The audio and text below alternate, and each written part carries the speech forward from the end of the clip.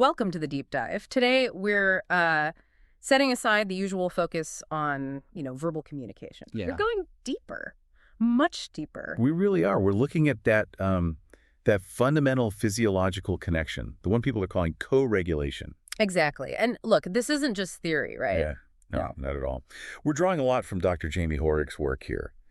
And it really challenges the standard idea of empathy as just an emotion you feel from afar. So this deep dive, it's about getting into the science, the philosophy, what she calls the pulse between us. Mm-hmm. Our mission then is to move past metaphors like good vibes and look at the actual, the biology. They're molecular, yeah. And the starting point she gives us is pretty profound. Before language, there was breath. That's the core of it. And it's crucial to get this. Co-regulation isn't presented as some new strategy to learn. Not another self-help technique. Right. It's framed as a remembering, like our bodies inherently know how to resonate with another safe system. It's ancient. So safety isn't just a thought, I feel secure. It's felt first through rhythm. Long before the words are there, yeah. The body just knows. Okay, but if it's that primal, that fundamental, how does this ancient connection, this pulse, actually play out today? That's the big question. I mean, with everything we deal with, stress, learning, trauma recovery, where does it fit? It impacts all of it. That's what we need to unpack. All right, let's start with the basics then, the mechanics.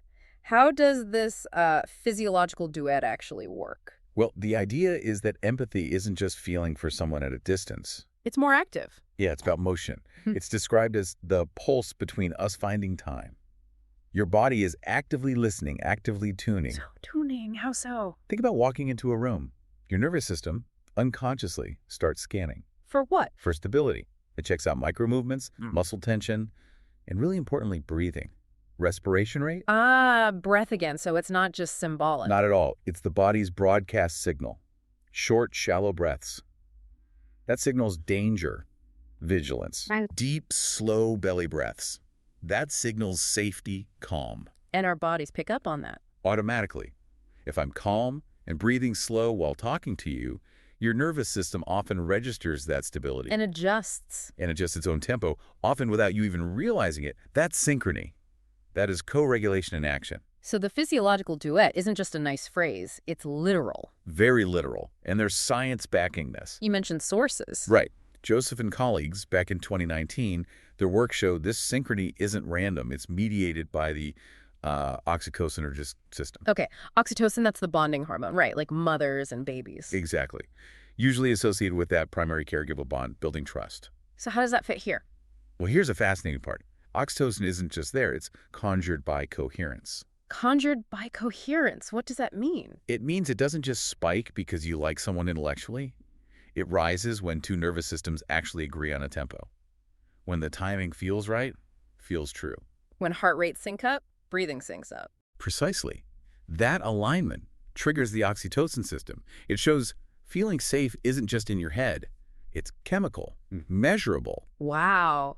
Okay, that completely changes how you think about connection. It's not just feeling similar things, it's biologically aligning. It's molecular, a real agreement between nervous systems. Which leads us to something important about language then.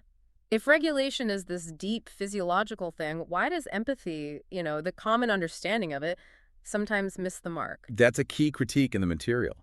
Empathy, even with the best intentions, often drifts toward projection. Projection, meaning? Meaning, we guess what someone else feels based on what we would feel.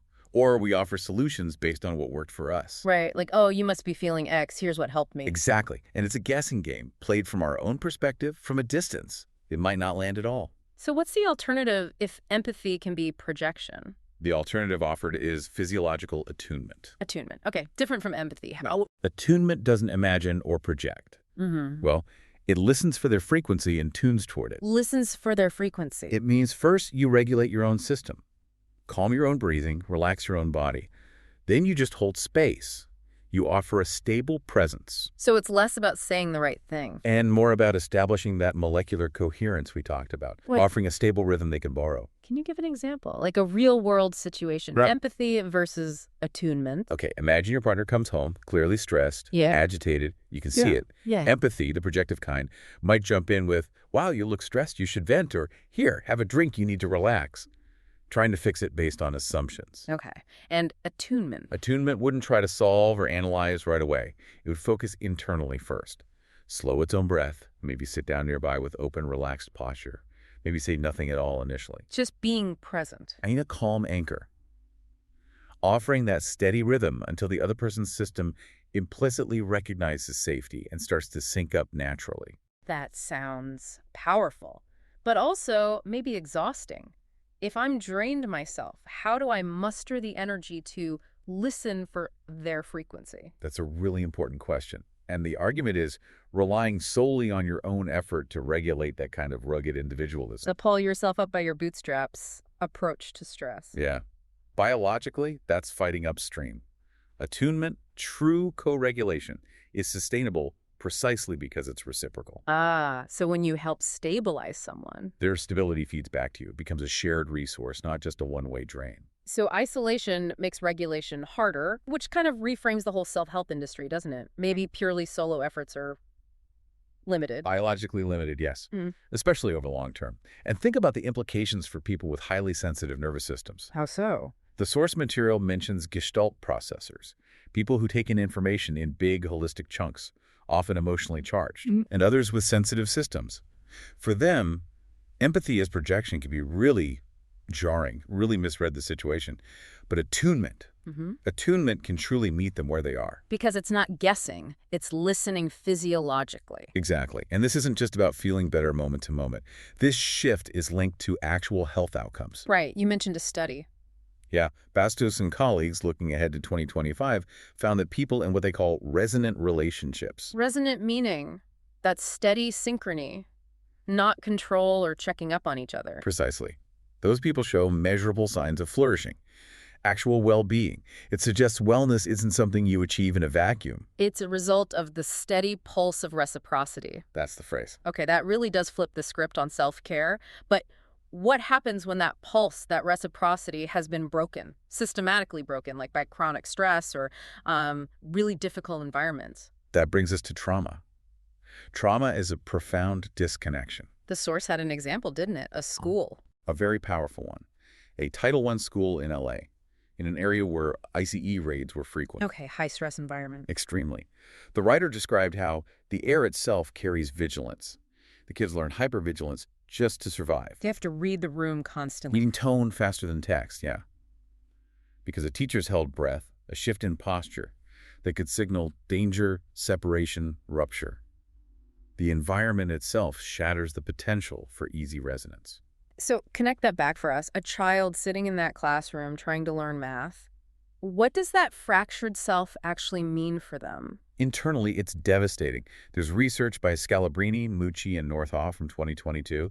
They describe trauma as fracturing the nested hierarchy of self. Nested hierarchy, like layers. Yeah, think of it as your body, your emotions, your sense of identity. They're meant to be integrated, coherent. Trauma pulls them apart. The body goes one way, the mind another, like you said before. Exactly. The nervous system basically loses trust in its own boundaries. The internal rhythm breaks. You get static instead of signal. And the source describes students as disassembled. That's a strong word. It is, because it's not about defiance.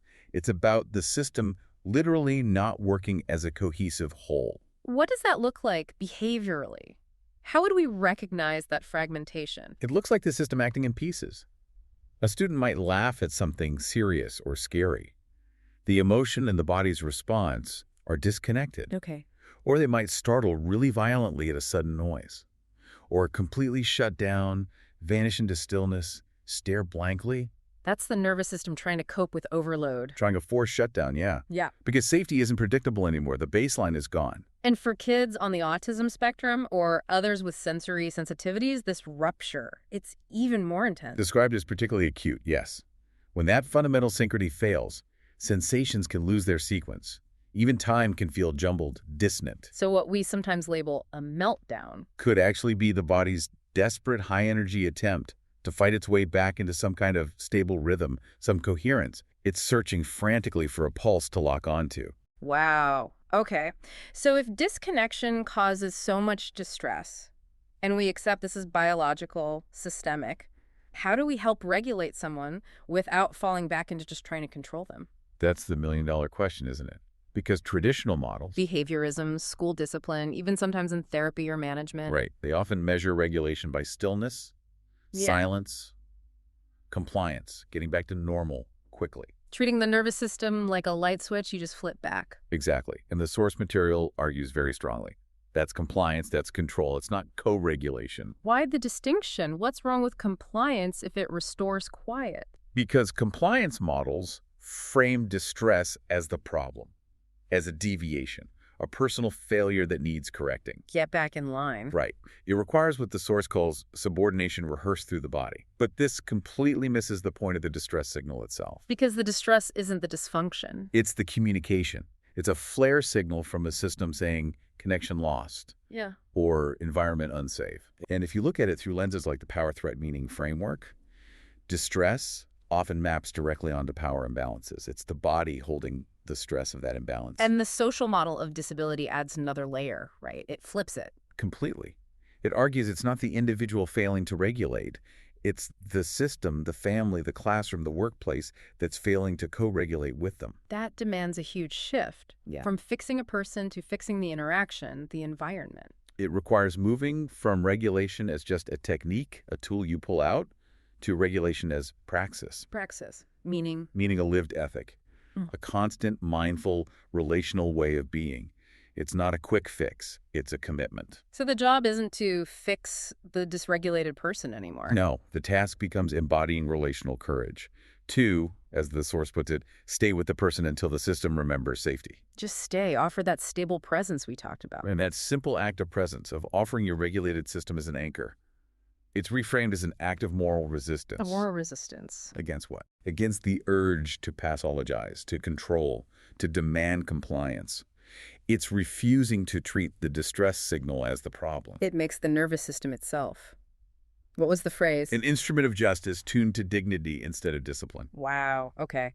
That's a paradigm shift. We've gone from regulation as something imposed from the outside To something that has to be mutually composed, created together. It's like an inheritance, that animal wisdom of proximity. And you build that inheritance. You access that wisdom through what the source calls the microphysics of staying, the tiny moments of choosing presence over control. So co-regulation isn't a transaction, it's a covenant. Exactly. Built on shared breath, open posture, communion, not control. So if there's one core takeaway from this deep dive, maybe it's this: learning, connection, healing. None of it can really happen where safety feels denied. That feels right. That biological sense of safety has to come first. Okay, so here's something to leave you with, something to chew on as you go about your day. Consider this: maybe presence is the most radical pedagogy, and resonance the only curriculum worth passing on.